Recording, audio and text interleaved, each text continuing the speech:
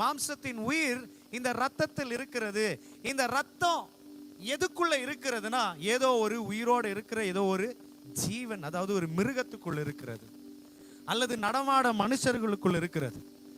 நம்ம ரத்தம் நமக்குள்ள இல்லைன்னா நமக்கு உயிரே கிடையாது. அந்த ரத்தத்துல தான் உயிர் இருக்கு.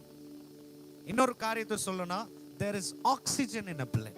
சுவாசம், அதாவது அந்த ஒரு மூச்சு விடுற தன்மை, அந்த பிளட்ல கொஞ்சம் இன்ஃபெக்ஷனோ இல்ல அந்த பிளட் கொஞ்சம் அதிகமா வேகமா போகிறது குறைஞ்சிட்டாலே நமக்கு மூச்சு கஷ்டமாயிடும்.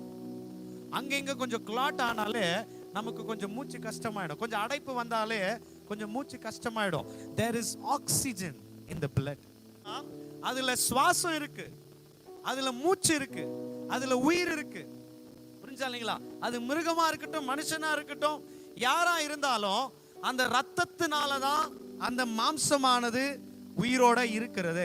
நல்லா புரிந்து கொள்ளுங்க. இந்த ரத்தமானது எங்க ஒளிந்து இருக்கிறது? இந்த ரத்தம் வேணும், ரத்தத்தை பார்க்கணும் அப்படின்னா அந்த ரத்தம் ஒரு மிருகத்துக்குள்ள இருக்கிறது அல்லது ஒரு மனுஷனுக்குள்ள இருக்கிறது. நல்லா புரிந்து கொள்ளுங்க. இந்த மிருகத்தின் ரத்தத்தை கட் பண்றாங்க. அந்த மிருகத்தின் ரத்தத்தை கட் பண்ண உடனே, ஆனா அந்த மிருக ரத்தம் மனுஷ ரத்தமா இருக்கட்டும், கட் பண்ணி ரத்தம் வெளியே சிந்தப்பட்ட அடுத்த 5 செகண்ட்ல அந்த ரத்தம் என்ன ஆயிடும்? செத்து போயிடும். 5 செகண்ட்ஸ்க்கு மேல அது இருக்காது. அதனாலதான் அந்த ரத்தத்தை கொடுத்த உடனே என்ன பண்றாங்க? டெஸ்ட் எடுக்கும் போது அதை ஷேக் பண்ணிட்டே போன்னு சொல்லுவாங்க. பார்த்துருக்கிறீங்களா? இல்லாட்டி என்ன பண்ணுவாங்க?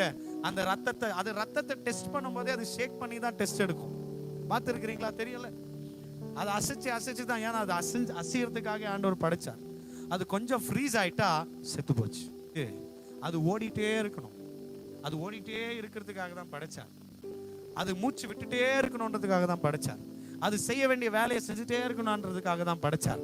ஆனா மிருகத்தை வெட்டின உடனே ரத்தமானது வெளியே வருது. வெளியே வந்துட்ட உடனே 5 செகண்ட்ல செத்து போகுது. அதை எடுத்துட்டு போய் என்னதான் உடன்படிக்கை பெட்டியில பூசினாலுமே அதுல இருக்கிற ஆக்சிஜன் 5 செகண்ட் இல்ல 10 செகண்ட் வச்சுக்கோங்களேன், இல்ல ஒரு அரை மணி நேரம் வச்சுக்கோங்களேன், அரை மணி நேரத்துக்கு பிற்பாடு அதுல இருக்கிற ஆக்சிஜன் என்ன ஆயிட்டு இருக்கும்? செத்து போயிருக்கும். அதுல இருக்கிற உயிர் என்ன ஆயிட்டு இருக்கும்? செத்து போயிட்டு இருக்கிறோம். அந்த ஊற்று என் பாவத்தை மன்னிக்காது.